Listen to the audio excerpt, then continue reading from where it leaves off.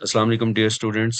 उम्मीद करता हूँ आप सब खैर खैरियत से होंगे, ठीक ठाक होंगे और आपके दिन भी बड़े अच्छे गुजर रहे होंगे। पढ़ाई कैसी चल रही है? कमेंट्स में लाजमी बताइएगा।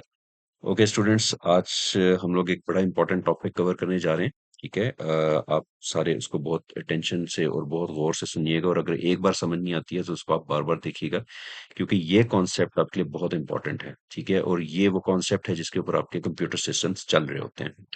सो सेकेंड एडिशन, सिक्स्थ इम्प्रेशन, फरवरी 2026 आपका बिल्कुल लेटेस्ट एडिशन है, जो बुक्स अभी आप अपने क्लासेस में पढ़ रहे हैं। तो जब भी आप कोई यूट्यूब पे वीडियो देखें तो मेक श्योर करें कि आप फरवरी 2026 का जो एडिशन है उसकी वीडियो देख रहे हैं, क्योंकि ये लेटेस्ट एडिशन है। इससे पुराने अगर एडिशन की आप कोई वीडियो देख रहे हैं तो उसमें हो सकता है कि आपके कुछ टॉपिक्स मिस हो जाएं। ये मेरा चैनल है, ईटीओ पाथ पाकिस्तान के नाम से यूट्यूब चैनल है। आपने अगर इसको अभी तक सब्सक्राइब नहीं किया हुआ तो इसको लाजमी सब्सक्राइब कर लीजिएगा, ताकि हमारी जो भी लेटेस्ट वीडियो आती है आपको उसका अलर्ट रिसीव हो जाए, नोटिफिकेशन रिसीव हो जाए और आप वो वीडियो देख सकें। ठीक है, चलिए स्टूडेंट्स, चलते हैं आज के इंपॉर्टेंट टॉपिक की तरफ, जिसके लिए हमें आपकी आज बहुत ज़्यादा अटेंशन की ज़रूरत होगी।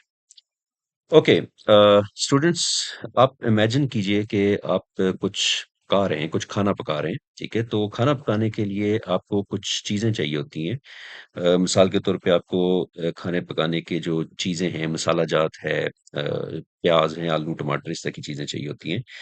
साथ में आपको रेसिपी इंस्ट्रक्शंस चाहिए होती हैं, कि जो चीज़ आप बना रहे हैं उसकी रेसिपी आपको पता होनी चाहिए। ठीक है, और उसके अलावा आपको एक किचन भी चाहिए, जिस किचन में आपने काम करना होगा। ठीक है, तो आपका जो कंप्यूटर है वो भी बिल्कुल इसी तरीके से काम कर रहा होता है। आपका जो कंप्यूटर है उसको काम करने के लिए कुछ डेटा चाहिए होता है, जिसे हम इंग्रेडिएंट्स कह सकते हैं। उसके अलावा आपके कंप्यूटर को कुछ इंस्ट्रक्शंस चाहिए होती हैं।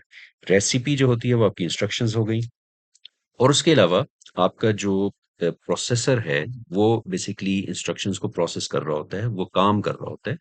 तो प्रोसेसर को आप कह सकते हैं कि वो आपका शेफ होता है। ठीक है, अ, ये जो सारी चीज़ें हैं, ये सारी चीज़ें मिलके एक एक फ़िलॉसफ़ी बनाती हैं, एक कॉन्सेप्ट बनाती हैं, जिसे हम वॉन न्यूमैन आर्किटेक्चर कहते हैं। ठीक है? अच्छा, वॉन न्यूमैन आर्किटेक्चर जो है ये प्रपोज़ किया था जॉन वॉन न्यूमैन ने 1945 में, और ये आज तक जो कंप्यूटर की फ़ंक्शनैलिटी है, मॉडर्न एज के भी जो कंप्यूटर्स हैं, उस फ़ंक्शनैलिटी के अंदर भी ये वाला कॉन्सेप्ट आज तक यूज़ होता है। ठीक है? अच्छा, हम देख लेते हैं जी कि वॉन न्यूमैन आर्किटेक्चर है क्या चीज़? वॉन न्यूमैन आर्किटेक्चर जो है ये एक कंप्यूटर डिज़ाइन है, ठीक है? जिसमें आपका जो डेटा होता है और आपकी जो इंस्ट्रक्शंस होती हैं, ये दोनों एक ही मेमोरी में सेव होती हैं। एक ही मेमोरी पे ये काम स्टोर कर रही होती हैं, ठीक है? और ये सारे का सारा कुछ जो है इसको सीपीयू प्रोसेस कर रहा होता है। ये जो कॉन्सेप्ट है, इसे हम स्टोर्ड प्रोग्राम कॉन्सेप्ट कहते हैं। ठीक। अच्छा, वॉन न्यूमैन आर्किटेक्चर जो है इसके 3 मेजर पार्ट्स होते हैं, जिसमें आपके जो सबसे जो इम्पोर्टेंट पार्ट होता है वो ये आपका सीपीयू होता है, ये इसका एक पार्ट है। फिर उसके बाद आपकी इसके अंदर मेन मेमोरी आ जाती है, ठीक है? जिसे हम रैम बोलते हैं। फिर उसके बाद आपकी इसके अंदर सेकेंडरी स्टोरेज भी आ जाती है, जो कि आपकी एक्सटर्नल हार्ड डिस्क होती है, या फिर आपकी एसएसडी ड्राइव्स होती हैं, जो पहले हम पिछले टॉपिक में पढ़ चुके हैं। ठीक है? अच्छा, ये जो आपका सीपीयू होता है, इसे हम लोग ब्रेन ऑफ कंप्यूटर भी कहते हैं, जिस तरह मैंने आपको लास्ट टॉपिक में या लास्ट क्लासेस में भी बताया था कि सीपीयू जो है वो ब्रेन ऑफ द कंप्यूटर होता है। मदरबोर्ड जो होता है वो हार्ट ऑफ द कंप्यूटर है, और उसके अंदर ये जो आपका ब्रेन ऑफ द कंप्यूटर से सीपीयू बोला जाता है। ठीक है? ये आपकी सारी की सारी कंप्यूटर की जो कैलकुलेशंस होती हैं, उनको ये परफॉर्म करता है, और उसके अलावा कंप्यूटर के अंदर जो एक्टिविटीज परफॉर्म हो रही होती हैं, उनको भी सीपीयू कंट्रोल कर रहा होता है। ठीक है? अच्छा, अभी हम सीपीयू को खोल के देखते हैं कि सीपीयू के अंदर और क्या-क्या चीज़ें होती हैं। ये आपका सीपीयू का अंदर का हिस्सा है जी। इसमें अगर आप देखें तो एक एएलयू होता है, जिसे हम अरिथमेटिक एंड लॉजिक यूनिट कहते हैं। ये हम पहले भी देख चुके हैं। इसको हम आगे डिटेल में भी देखेंगे, ठीक है? फिर इसी के अंदर आपका एक दूसरा पार्ट होता है, जिसे हम लोग सीयू कहते हैं। सीयू जो होता है उसको हम लोग साथ में कंट्रोल यूनिट भी कहते हैं। फिर उसके बाद इसमें आपके कुछ डिकोडर्स होते हैं। फिर आपकी कैशे होती है, कैशे में जो है वो आपकी L1, L2, L3 कैशे होती है। अच्छा, फिर ये आपके रजिस्टर्स होते हैं। रजिस्टर्स भी जो है वो मेमोरी का एक पार्ट होती हैं। अच्छा, ये रजिस्टर्स इसमें एसीसी है, पीसी, सीआईआर, एमडीआर और एमएआर होती हैं। आपको इनसे परेशान होने की या घबराने की बिल्कुल भी ज़रूरत नहीं है। इनको हम डिटेल में आगे चल के देखेंगे कि ये क्या रजिस्टर्स क्या चीज़ें होती हैं, डिकोडर क्या होता है, cache L1, L2, L3 cache क्या होती है, सीयू, एएलयू ये सारी चीज़ें क्या होती हैं। आगे ये कंट्रोल, एड्रेस, डेटा बसेस हैं, रैम है, सेकेंडरी स्टोरेज इन सबको हम डिटेल में देखेंगे, ठीक है? इसीलिए मैं आपसे ये गुज़ारिश कर रहा हूँ कि आज के इस कोर्स को आपने आज की इस वीडियो को आपने बहुत अटेंशन के साथ देखना है, ताकि आपको ये सारे के सारे कॉन्सेप्ट्स क्लियर हो जाएँ। सो वॉन न्यूमैन आर्किटेक्चर जो है इसके कुछ की फीचर्स हैं। एक तो ये है कि इसमें आपकी जो इंस्ट्रक्शंस और डेटा हैं वो एक सेम मेमोरी में स्टोर हो रही हैं। आपके प्रोग्राम्स और डेटा जो हैं वो सेम मेमोरी स्पेस शेयर कर रहे होते हैं। बसेस जो होती हैं वो आपकी कंट्रोल एड्रेस और डेटा बसेस होती हैं जो कि फ्लो ऑफ इंफॉर्मेशन को मैनेज करती हैं सीपीयू मेमोरी और आईओ के दरमियान। आईओ होता है इनपुट और आउटपुट। उसके अलावा ये सिंपल मगर बहुत ही पावरफुल मॉडल है, ठीक है? और जो आजकल के आपके मॉडर्न ज़माने के जो कंप्यूटर्स हैं, वो भी इसी मॉडल के मुताबिक चल रहे हैं, ठीक है? सो ये तो हो गया जी आपका वॉन न्यूमैन आर्किटेक्चर के बारे में एक ब्रीफ। और अब हम आगे चल के इसको देखते हैं कि इसमें ये सारे के सारे जो कंपोनेंट्स हैं, वो किस-किस तरीके से काम कर रहे होते हैं और कौन-कौन सा कंपोनेंट क्या-क्या काम कर रहा होता है। ओके। तो सबसे पहले हम देख लेते हैं जी कि central processing unit. Central processing unit जिस तरह से ये मैंने आपको बताया पहले कि ये आपका सीपीयू होता है और सीपीयू के अंदर ये जो सारे कंपोनेंट्स हैं इनको हम अब एक-एक करके देखेंगे। सो सेंट्रल प्रोसेसिंग यूनिट के अंदर एक आपका जो सबसे पहले जो यूनिट आता है, जो सबसे पहले जो चीज़ आती है उससे पहले बल्कि हम सेंट्रल प्रोसेसिंग यूनिट को देख लेते हैं, ये है क्या? ये एक मेन इलेक्ट्रॉनिक सर्किट है जो कि आपके कंप्यूटर के अंदर होने वाली तमाम इंस्ट्रक्शंस को एग्जीक्यूट करने के लिए रिस्पॉन्सिबल होता है, ठीक है? सीपीयू के अंदर आपका सेंट्रल यूनिट कंट्रोल यूनिट आ जाता है, आपका अरिथमेटिक लॉजिक यूनिट आ जाता है, कैशे मेमोरी और रजिस्टर्स आ जाते हैं और डिकोडर्स आ जाते हैं, ठीक है? अच्छा, अब इसके अंदर हम लोग इसको देखते हैं जी आगे कि क्या-क्या चीज़ कैसे-कैसे चल रही है। Control unit.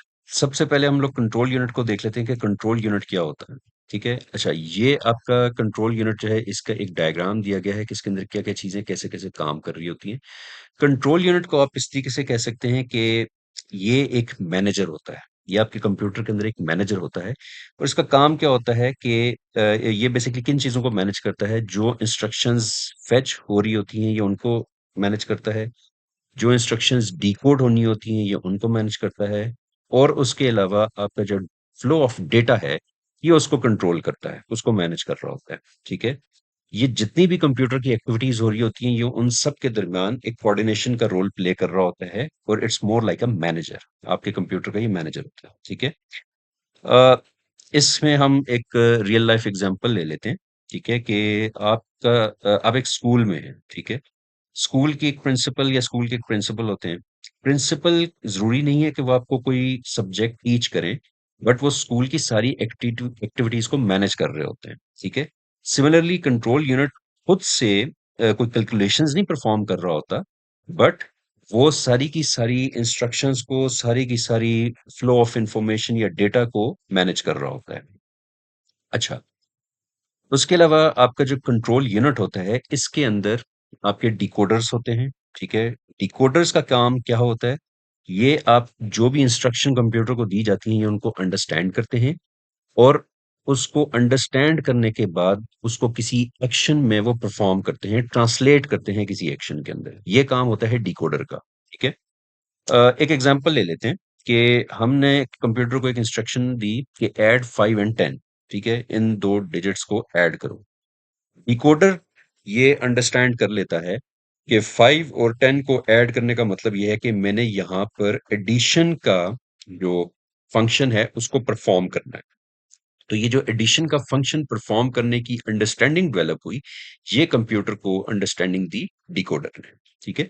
तो इस तरीके से डिकोडर ये चीज़ अंडरस्टैंड करता है कि यहाँ पर एएलयू यानी कि अरिथमेटिक लॉजिक यूनिट ने इस वक़्त एडिशन का फंक्शन परफॉर्म करना है, ठीक? अच्छा जी, उसके बाद हम देखते हैं रजिस्टर्स को कि ये रजिस्टर्स क्या होते हैं, ठीक? अच्छा, रजिस्टर्स जो हैं ये बहुत छोटी और बहुत ही फास्ट मेमोरी लोकेशंस होती हैं, ठीक है? आपकी मेमोरी के अंदर ना डिफरेंट लोकेशंस होती हैं। जो आपका सीपीयू है, सीपीयू की मेमोरी में लोकेशंस होती हैं, जिन्हें हम रजिस्टर्स कहते हैं। ये बहुत ही छोटी होती हैं और बहुत ही फास्ट होती हैं, ठीक है? आप इनको इस तरह से एग्जांपल ले लीजिए, आपने कभी स्टिकी नोट्स देखे हैं? ये जो आपके बेसिकली रजिस्टर्स होते हैं, they are just like sticky notes, ठीक है? ये टेम्परेरी कुछ लोकेशन जो है उसको होल्ड करते हैं और उसके अंदर इन्होंने कुछ ना कुछ इन्फॉर्मेशन अपने पास सेव की हुई होती है, ठीक है?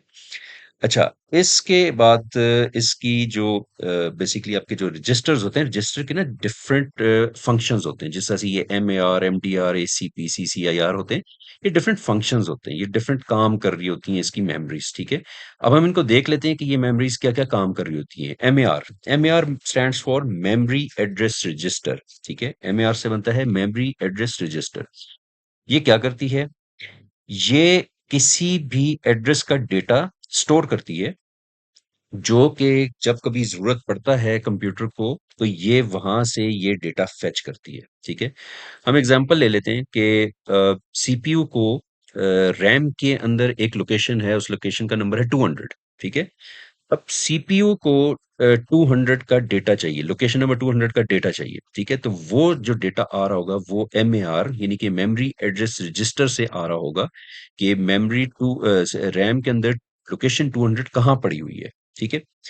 फिर उसके बाद आ जाती है एमडीआर, मेमोरी डेटा रजिस्टर, ठीक? अच्छा, अब रैम के अंदर लोकेशन 200 तो हमें पता चल गई एमएआर के थ्रू। अब हमें मेमोरी डेटा रजिस्टर के थ्रू ये पता चलेगा कि लोकेशन 200 के अंदर क्या डेटा पड़ा हुआ है।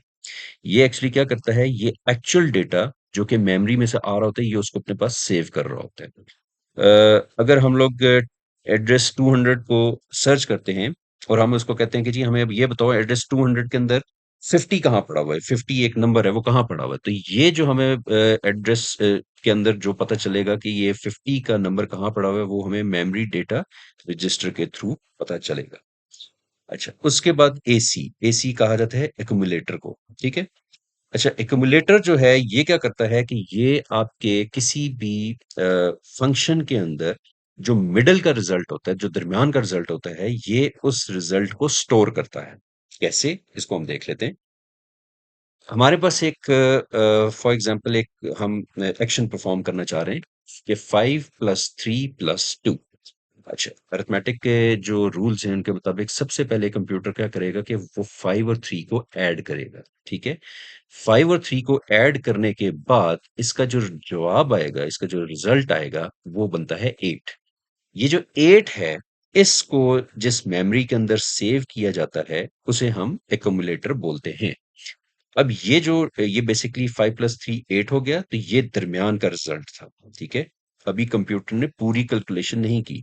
तो ये जो दरमियान का रिजल्ट है, इसको कंप्यूटर रेफरेंस के लिए एक मेमोरी में सेव कर लेता है, एक रजिस्टर मेमोरी में सेव कर लेता है और उस रजिस्टर मेमोरी को कहा जाता है एक्यूमुलेटर, ठीक है? अच्छा, उसके बाद हम चलते हैं जी पीसी, प्रोग्राम काउंटर की तरफ, ठीक है? अच्छा, प्रोग्राम काउंटर जो है ये थोड़ा-सा ज़रा आपको शायद हो सकता है कॉम्प्लिकेटेड लगे, बट इसको अंडरस्टैंड करना आपके लिए बहुत ज़रूरी है, ठीक है? तो इसको हम इस तरीके से लेके चलते हैं, हम एक एग्ज़ाम्पल लेके चलते हैं। एक बुक है, ठीक है? आप एक लेट्स से 200 पेजेज़ की एक बुक पढ़ रहे हैं और बुक पढ़ते-पढ़ते आप 57 पेज पर जब आप पहुँचे, तो आपने ये सोचा कि यार मैं 57 पेज के बाद बाकी बुक कल पढ़ूँगा, ठीक है? तो आपने क्या किया कि उस बुक के अंदर एक बुकमार्क, एक निशानी रख दी, जिसने आपको ये बता दिया कि यार ये निशानी जहाँ पड़ी हुई है, पेज नंबर 57 है। कल जब आप बुक को खोलेंगे, तो आपको शुरू से पेज नंबर 1 से दोबारा नहीं पढ़नी या आपको दोबारा से सर्च करने की ज़रूरत नहीं है क्योंकि आपने ऑलरेडी उसके ऊपर एक बुक मार्क लगा दिया हुआ है पेज 57 का, ठीक है? तो कल जब आप बुक स्टार्ट करेंगे तो आप ये जो बुक मार्क है, ये आपको बताएगा कि आपने अब ये बुक आगे कहाँ से स्टार्ट करनी है। तो ये जो आपका जो बुक मार्क है, इसको आप कहते हैं प्रोग्राम काउंटर, ठीक है? प्रोग्राम काउंटर का एक्चुअली जो असल में जो इसका मकसद है वो ये है कि ये अ, एक वो रजिस्टर होता है जो ऐसे एड्रेस को अपने पास स्टोर करता है जहां नेक्स्ट इंस्ट्रक्शंस एग्जीक्यूट करनी होती हैं सीपीयू ने। यानी कि वो सीपीयू को ये बता रहा होता है कि तुमने नेक्स्ट कौन सी इंस्ट्रक्शन जो तुमने वो एग्जीक्यूट करनी है। ठीक है। इसके लिए हम एक और एग्जांपल देख लेते हैं, शायद हो सकता है आपको इसमें और ज्यादा अच्छे तरीके से मैं डिस्क्राइब कर सकूं। ये एक क्लास है। इस क्लास के अंदर एक बोर्ड लगा हुआ है, बोर्ड के ऊपर कुछ इंस्ट्रक्शंस लिखी हुई है। ठीक है। सीपीयू फॉर एग्जांपल हम कहते हैं कंप्यूटर है, सीपीयू के पास इंस्ट्रक्शंस हैं। सबसे पहली इंस्ट्रक्शन जो है वो है ओपन द नोटबुक। ठीक है।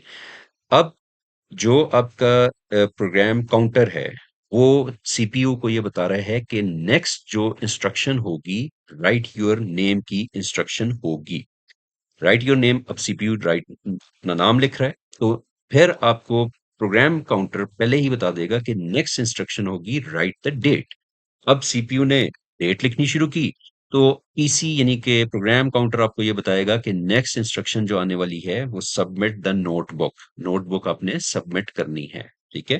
तो ये बेसिकली आपकी जो प्रोग्राम काउंटर होता है उसकी ये सारी की सारी उसके ये फंक्शंस होते हैं कि वो आने वाली जो भी इंस्ट्रक्शंस होती हैं वो आपके सीपीयू को बता रहा होता है कि नेक्स्ट इंस्ट्रक्शन आपने कौन सी परफॉर्म करनी होगी। सो ये जो इस एग्जांपल में ये जो हाथ है जो कि बेसिकली आपको बता रहा है कि नेक्स्ट इंस्ट्रक्शन कौन सी होगी, तो इस एग्जांपल में ये जो हाथ है ये आपका पीसी यानी कि प्रोग्राम काउंटर है। ठीक है। ओके, सो ये तो हो गई जी आपकी बेसिकली रजिस्टर की कुछ डेफिनेशंस। एक इसमें सीआईआर रह गई है, सीआईआर को हम देख लेते हैं। सीआईआर से बनता है current instruction register. Current instruction register क्या करता है, आपकी जो करंटली जो भी एग्जीक्यूशन हो रही है वो सीआईआर में सेव होती है। फॉर एग्जांपल इस टाइम पे आपका सीपीयू 5+10 जो है उसकी एडिशन कर रहा है, तो ये जो एडिशन इस टाइम पे हो रही है ये आपकी सीआईआर यानी कि करंट इंस्ट्रक्शन रजिस्टर में सेव होगी। ठीक है। ओके। अच्छा, इसके बाद अब हम ये देख लेते हैं कि जी आपकी डिफरेंट जो मेमोरी यूनिट्स हैं वो क्या होते हैं, मेमोरी यूनिट्स के कंपोनेंट्स क्या होते हैं। इसमें हम जैसा हमने पहले बताया था कि जी आपकी जो न्यूमन आर्किटेक्चर होता है उसमें आपके मेमोरी यूनिट जो है उसमें आपकी रैम होती है, आपकी कैशे मेमोरी होती है, और कभी कभार इसको हम मेन मेमोरी भी कहते हैं। अच्छा, ये अगर आपको याद हो हम लोगों ने पहले ये डिस्कस किया था, ये बेसिकली आपका एक सीपीयू है, ये आपकी रैम है, और ये आपकी इसमें जो सेकेंडरी स्टोरेज है, ये सारी चीजें आपकी इसमें बेसिकली फॉल कर रही है। ठीक है। अच्छा, अभी ये तीनों जो आपका सीपीयू हो गया, आपकी रैम हो गई और आपकी सेकेंडरी स्टोरेज हो गई, ये तीनों एक दूसरे से कम्युनिकेट करते हैं। ठीक है। इन तीनों की आपस में एक दूसरे के साथ जो है वो कम्युनिकेशन होती है। इससे पहले मैं आपको ये बता दूं कि जो रैम है वो basically RAM stands for random access memory. अच्छा, ये एक टेम्परेरी आपकी जो है वो मेमोरी होती है जो कि टेम्परेरी अपने पास डेटा या इंफॉर्मेशन उसको जो है वो स्टोर कर रही होती है। अ, उसमें आपके जो प्रोग्राम्स होते हैं, डेटा होती हैं, इंस्ट्रक्शंस होती हैं, इन सबको ये अपने पास स्टोर कर रही होती है जो कि करंटली यूज में होते हैं। ठीक है। रैम की एग्जांपल्स में आप अगर वो कर सकते हैं, देखना चाहते हैं, तो जब आप माइक्रोसॉफ्ट ओपन करते हैं या फिर आप माइक्रोसॉफ्ट वर्ड वगैरह ओपन करते हैं, या जब आप गूगल क्रोम ओपन करते हैं, पेंट ओपन करते हैं, तो ये सारी की सारी चीजें जो है वो रैम में लोड हो रही होती हैं। ठीक है। अ, ये ज़हन में रखिएगा कि जो रैम होती है ये ना आपकी एक वोलेटाइल मेमोरी, इसे वोलेटाइल मेमोरी कहा जाता है। उसकी वजह ये होती है कि जैसे ही आपका कंप्यूटर ऑफ होता है, रैम के अंदर जितनी भी इंफॉर्मेशन स्टोर हुई हुई होती है वो सब की सब डिलीट हो जाती है। रैम को रोम के साथ बिल्कुल भी जो है वो कंफ्यूज मत कीजिएगा। रोम होता है रीड ओनली मेमोरी, वो आपकी फिक्स मेमोरी होती है, वो कभी डिलीट नहीं होती है। और उसके अंदर आपके कंप्यूटर की स्पेसिफिकेशंस मेंशन्ड होती हैं कि आपका कंप्यूटर जो है इसके अंदर कौन सा प्रोसेसर है, इसकी स्पीड कितनी है, इसकी हार्ड डिस्क कितनी है, इसकी कितनी पार्टीशन, ये सारी चीजें उसके अंदर होती हैं। जो रैम होती है ये वोलेटाइल मेमोरी है, ये जैसे ही आपका कंप्यूटर ऑफ होगा रैम के अंदर जितनी भी इंफॉर्मेशन स्टोर हुई होगी वो सब की सब डिलीट हो जाएगी। ठीक है। अच्छा, ये जो आपके प्रोग्राम्स वगैरह होते हैं ये बेसिकली रैम के थ्रू लोड होते हैं। इसी वजह से आप देखेंगे कि जब आपका कंप्यूटर कभी कभार आप फॉर एग्जांपल आपने एमएस वर्ड अपने पास ओपन किया, तो आप ये देखेंगे कि आपका जो वर्ड है एमएस वर्ड वो बड़ी स्पीड में ओपन हो जाएगा। बट कभी-कभार ऐसा भी होता है कि जब आप फर्स्ट टाइम एमएस वर्ड को ओपन कर रहे हो तो हो सकता है वो थोड़ा टाइम लगाए। वो इसी वजह से टाइम लगाता है कि वो फर्स्ट टाइम ओपन हो रहा होता है, रैम के अंदर उसका कोई डेटा स्टोर नहीं हुआ हुआ होता। सेकंड टाइम ऑनवर्ड जब आप उसको ओपन करते हैं, वो जल्दी इस तरह से होता है ओपन होता है कि आपका जो बेसिकली सीपीयू है, वो सारी इन्फॉर्मेशन रैम से कलेक्ट करके वहाँ से उसको कंप्यूटर को वो वर्ड को ओपन कर रहा होता है। ठीक है? अच्छा। फिर उसके बाद हम देख लेते हैं जी कैशे मेमोरी। जो अभी हमने ये देखा था L1, L2, L3 cache memory, हम इसको देख लेते हैं कैशे मेमोरी क्या होती है। कैशे मेमोरी जो है ये बहुत बहुत फास्ट मेमोरी होती है और ये या तो आपके सीपीयू में या फिर ये सीपीयू के करीब कहीं पे स्टोर हुई हुई होती है। ठीक है? जितना भी आपका फ्रीक्वेंटली यूज डेटा होता है, जो आप बार-बार अपने कंप्यूटर में जो चीजें कर रहे होते हैं, बार-बार आप जो फंक्शंस परफॉर्म कर रहे होते हैं, वो आपकी कैशे मेमोरी में स्टोर हो रहा होता है। ठीक है? अगर कैशे मेमोरी ना होती तो सीपीयू को हर चीज के वेट में काफी टाइम वेस्ट करना पड़ता, क्योंकि सीपीयू जो है वो हर चीज को फ्रेशली परफॉर्म कर रहा होता, तो उसके प्रोसेसिंग में उसको टाइम लगता। अब जो चीजें आप फ्रीक्वेंटली परफॉर्म कर रहे होते हैं, तो कैशे क्या करता है, उसको अपने पास स्टोर कर लेता है और जैसे ही सीपीयू नेक्स्ट टाइम वो वाला फंक्शन ओपन करने की कोशिश करता है, तो वो कैशे उसको डायरेक्टली सीपीयू को दे देता है कि भाई इसको तुम ओपन कर लो ताकि तुम्हें ज्यादा मेहनत ना करनी पड़े। ठीक है? अच्छा, कैशे की डिफरेंट टाइप्स होती हैं जिसमें L1, L2 और L3 कैशे होते हैं। L2 सॉरी L1 कैशे जो है ये सबसे छोटी और सबसे फास्टेस्ट आपकी जो कैशे मेमोरी होती है, ये वो होती है और ये सीपीयू के सबसे ज्यादा क्लोज होती है। ठीक है? फिर इसी तरीके से आपकी जो L2 कैशे होती है, ये L1 की निस्बत ज्यादा बड़ी होती है और L1 से थोड़ी सी स्लो होती है। ठीक है? जो L3 कैशे होती है, ये सबसे जो एल कैशे की जो मेमोरी स्पेस होती है, उसमें सबसे ज्यादा जो बड़ी स्पेस होती है वो L3 कैशे के पास होती है और ये जो कोर प्रोसेसर्स होते हैं, प्रोसेसर के जो कोर प्रोसेसर्स होते हैं, उनको उनके साथ शेयरिंग कर रही होती है, उनके फंक्शंस को रन करने के काम आती है। ठीक है? इसकी हम एक रियल लाइफ एग्जांपल ये देख लेते हैं कि फॉर एग्जांपल एक स्टूडेंट है और वो क्लास में बैठा हुआ है, तो उस स्टूडेंट के हाथ के ऊपर उसने एक फॉर्मूला लिखा लिखा हुआ है। ठीक है? फिर स्टूडेंट के सामने एक नोटबुक भी पड़ी हुई है और वो फॉर्मूला उस नोटबुक के अंदर भी लिखा हुआ है। फिर स्टूडेंट के सामने एक अलमारी है, जिस अलमारी के अंदर डिफरेंट बुक्स पड़ी हुई हैं और वहां पर भी एक बुक के अंदर वो फॉर्मूला लिखा हुआ है। तो स्टूडेंट के लिए जो सबसे इजी है इस फॉर्मूले को नोट करना, इस फॉर्मूले को यूज करना, वो जो उसके अपने हाथ के ऊपर लिखा हुआ है वो सबसे इजी है। तो इस केस में हाथ जो है दैट इज L1 कैशे। फिर जो नोटबुक स्टूडेंट के सामने पड़ी हुई है, वो अगर हाथ के ऊपर ना लिखा होता तो वो फिर बुक को एक्सेस करता, तो वो जो बुक स्टूडेंट के सामने पड़ी हुई है उसे हम L2 कैशे कहेंगे।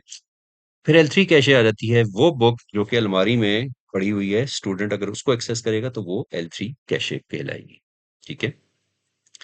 ये ध्यान में रखिएगा कि आप ये जो इंफॉर्मेशन होती है ना, ये जितनी भी सीपीयू के करीब होगी, सीपीयू के जितना पास ये इंफॉर्मेशन होगी, सीपीयू उतना ही तेज एक्शन को परफॉर्म करेगा। ठीक है? अच्छा, ये तो हो गई जी आपकी बेसिकली सीपीयू, रैम और सेकेंडरी स्टोरेज। सेकेंडरी स्टोरेज आपकी जो हार्ड डिस्क होती है, एसएसडी होती है, जो कि एक्सटर्नल हार्ड ड्राइव या फिर सीडी, डीवीडी हो गई, जो हमने कल देखी थी। ये सारी की सारी चीजें जो है उनको हम सेकेंडरी स्टोरेज कहते हैं। अच्छा, एक चीज ध्यान में रखिएगा कि आपका सीपीयू, आपकी रैम और आपकी सेकेंडरी स्टोरेज, ये एक दूसरे के साथ कम्युनिकेट करते हैं। ठीक है? ये तीनों एक दूसरे के साथ कम्युनिकेट करते हैं और ये जो कम्युनिकेट करते हैं, ये कम्युनिकेशन होती है basically control bus, address bus, data bus और बस सिस्टम के थ्रू। इसको हम बस कहते हैं। ये जो बेसिकली इन तीनों फंक्शंस को आपस में कनेक्ट करने के लिए जो मीडियम यूज होता है, उसे हम बस कहते हैं। ठीक है? बस को आप इस तरह से भी देख सकते हैं कि ये सीपीयू, रैम और स्टोरेज के दरमियान कम्युनिकेट करने के लिए जो पाथवेज होते हैं, उन्हें बस कहा जाता है। या आप ऐसे समझ लीजिए कि जो रोड्स हैं, ये बेसिकली इंफॉर्मेशन या फिर डेटा ट्रांसफर करने के लिए रोड्स हैं। ठीक है? ये एक रोड है, ये दूसरी रोड है, इनको हम बसेस कहते हैं। ठीक है? अच्छा, जो बसेस होती हैं, ये बेसिकली आपकी तीन तरह की बसेस होती हैं। ठीक है? इसमें एक आपकी एड्रेस बस आ जाती है, जो कि आपके ना मेमोरी जितने भी मेमोरी एड्रेसेस होते हैं, वो ये इस एड्रेस बस के थ्रू कैरी होते हैं। ठीक है? फॉर एग्जांपल सीपीयू कहता है जी कि मुझे लोकेशन 200 का जो डेटा उसमें जो स्टोर हुआ हुआ है, मुझे वो डेटा चाहिए। तो वो डेटा एड्रेस बस के थ्रू ट्रेवल करेगा। ठीक है। अच्छा, फिर उसके बाद आपकी डेटा बस आ जाती है। डेटा बस जो है वो एक्चुअल जो डेटा है उसको कैरी करती है। ठीक है। अगर रैम नंबर एक नंबर है 50। ठीक है। वो अगर रैम सीपीयू को एक नंबर भेजता है, 50 नंबर, 50 डिजिट भेजता है, तो ये ट्रेवल करेगा डेटा बस के थ्रू। ठीक है। ये ध्यान में रखिएगा कि जो एड्रेस बस है उसके थ्रू जो स्टोर्ड लोकेशंस होती है ना आपकी मेमोरी की, वो ट्रेवल करती हैं। जो डेटा बस होती है उसके थ्रू आपका ओरिजिनल जो एक्चुअल डेटा है वो ट्रेवल करता है। ठीक है। फिर एक आ जाती है कंट्रोल बस। कंट्रोल बस क्या करती है? वो बेसिकली सीपीयू रैम को कहता है जी कि रीड डेटा या राइट डेटा, कोई डेटा उसको या लिखो या फिर उसको पढ़ो। ये जो कमांड्स होती हैं, ये कमांड्स कंट्रोल बस के थ्रू ट्रेवल करती हैं। ठीक है। तो ये चीज आप जो है इसको जरा आप अंडरस्टैंड कीजिएगा कि बेसिकली जो रैम है, जो कैशे मेमोरी है, इनके दरमियान जो ट्रैवलिंग के लिए जो बेसिकली मीडियम यूज होता है या पाथवे यूज होता है, उसे हम बस कहते हैं। ठीक है। अच्छा, ये सारी चीजें आपने देख ली। इनपुट आउटपुट डिवाइसेस जो हैं, ये कंट्रोलर्स, ये बेसिकली आपकी जो हार्ड डिस्क और आपकी जो यूएसबी डिवाइसेस हैं या नेटवर्क इंटरफेसेस हैं, जो भी आपके एक्सटर्नल जो डिवाइसेस होते हैं, ये उनको कंट्रोल करने के काम आते हैं। ये बेसिकली इनपुट आउटपुट आईओ, जिसको आईओसी कहते हैं, आईओ कंट्रोलर कहते हैं, ये उस काम आते हैं। ठीक है। ओके। सो अब हम ये देख लेते हैं कि जो वॉन न्यूमन आर्किटेक्चर है, ये किस तरीके से काम करता है। ठीक है। अच्छा, आप फॉर एग्जांपल कंप्यूटर पे एक गेम ओपन करते हैं। ठीक है। जो गेम है, सबसे पहला स्टेप क्या होता है कि गेम जो है वो सेकेंडरी स्टोरेज में स्टोर होती है। ठीक है। सेकेंडरी स्टोरेज ये है, ये बेसिकली इनमें स्टोर होती है। यहां से ये गेम जो है वो रैम के अंदर लोड होती है। ये स्टेप टू है। स्टेप थ्री में सीपीयू इंस्ट्रक्शंस फेच करता है रैम से। वो रैम से इंस्ट्रक्शंस लेता है कि इसका मैंने अब आगे फर्दर क्या करना है। स्टेप फोर में कंट्रोल यूनिट उन इंस्ट्रक्शंस को डिकोड करता है। ठीक है। और स्टेप नंबर फाइव में एएलयू, अरिथमेटिक लॉजिक यूनिट्स जो है उसकी कैलकुलेशंस परफॉर्म करता है। और स्टेप सिक्स में वो गेम स्क्रीन के ऊपर आपको शो की जाती है कि ये गेम आप खेलना चाह रहे थे या इस गेम को आप इस गेम को ओपन करना चाह रहे थे। ठीक है। तो ये जो सारे का सारा साइकिल होता है, इसको हम एफडीई साइकिल भी बोलते हैं, फेच डिकोड एग्जीक्यूट साइकिल। ठीक है। ये करता क्या है? फेच जो है वो इंस्ट्रक्शंस रिसीव करता है। डिकोड जो है उन इंस्ट्रक्शंस को अंडरस्टैंड करता है। और एग्जीक्यूट उन इंस्ट्रक्शंस को परफॉर्म करता है, एग्जीक्यूशन उन इंस्ट्रक्शंस की करता है। ये जो प्रोसेस होता है, ये एक सेकंड के हजारवें हिस्से के अंदर मिलियंस और बिलियंस ऑफ टाइम्स ये एक्शन परफॉर्म होता है। फॉर एग्जांपल, अभी ये मैं जो कर्सर, ये जो मैं पॉइंटर हिला रहा हूँ, ये इस पॉइंटर को हिलाने के लिए जो इंस्ट्रक्शंस रिसीव हो रही हैं, जो डिकोड हो रही हैं और एग्जीक्यूट हो रही हैं, ये एक सेकंड के हजारवें हिस्से के अंदर मिलियंस और बिलियंस ऑफ टाइम्स ये इंस्ट्रक्शंस प्रोसेस हो रही हैं और उसके ऊपर ये जो पॉइंटर है ये मूव कर रहा है। ठीक है। सो जब भी हम अपना लैपटॉप यूज करते हैं, मोबाइल फोन यूज करते हैं या गेमिंग कंप्यूटर या इस तरह की कोई भी चीज यूज करते हैं, तो ये सब के सब जो है, ये वॉन न्यूमन आर्किटेक्चर का जो बेसिक प्रिंसिपल है, ये उसको यूज करते हैं। और इस आर्किटेक्चर को जब हम अंडरस्टैंड करते हैं, तो हमें ये पता चलता है कि कंप्यूटर कैसे काम करता है, इंफॉर्मेशन को कैसे प्रोसेस करता है, और मिलियंस ऑफ टास्क जो है वो एवरी सेकंड कंप्यूटर कैसे परफॉर्म कर रहा होता है। आई होप कि आपको इन चीज़ों की अंडरस्टैंडिंग क्लियर हुई होगी। अगर आपका इस पूरे टॉपिक से या इसके अंदर जो चीज़ें हमने पढ़ी उनसे रिलेटेड अगर कोई क्वेश्चन है, तो प्लीज आप उसको कमेंट सेक्शन में लाजमी हमारे साथ शेयर कीजिएगा, ताकि हम आपको उसका बेस्ट आंसर जो है वो प्रोवाइड कर सकें। सो आज के लिए ये इतना ही था। ठीक है। नेक्स्ट लेसन में हम इंशाल्लाह नई चीजें और नए कंप्यूटर के जो कॉन्सेप्ट्स हैं उनको हम एक्सप्लोर करने की कोशिश करेंगे। उस वक्त तक के लिए हमें इजाजत दीजिएगा। अपना ख्याल रखिएगा। अल्लाह हाफिज।